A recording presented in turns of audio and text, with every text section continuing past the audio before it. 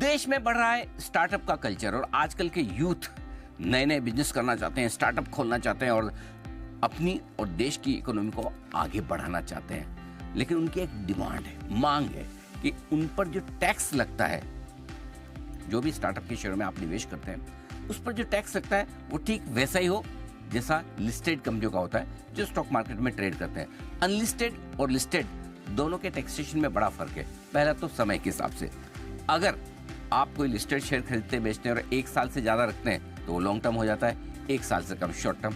वहीं अनलिस्टेड यानी कि स्टार्टअप वगैरह में अगर आप 2 साल से ज्यादा रखते हैं तो ही लॉन्ग टर्म होता है, 2 साल से कम में माना जाता है शॉर्ट टर्म। ये तो फर्क हो गया समय का। अब टैक्स कितना लगता है इसमें भी फर्क है। जैसे कि लिस्टेड में अगर 1 साल से ज्यादा रख के आपने बेचा है तो टैक्स लगेगा लॉन्ग टर्म कितना, सिर्फ 12.5%। लेकिन स्टार्टअप में लगता है 20%, टैक्स भी ज्यादा है। अब आइए शॉर्ट टर्म। आप लिस्टेड स्पेस में अगर कोई शेयर बेचते हैं 1 साल के भीतर भीतर तो आपको टैक्स लगता है 20%।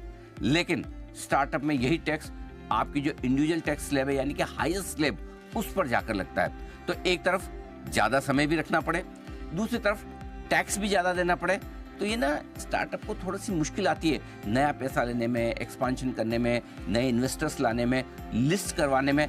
तो नए देश के युवाओं की मांग है वित्त मंत्री जी की हमारा टैक्स भी बिल्कुल लिस्टेड कंपनियों की तरह ही कम कर दें, उनके बराबर कर दें, तो मजा आ जाए।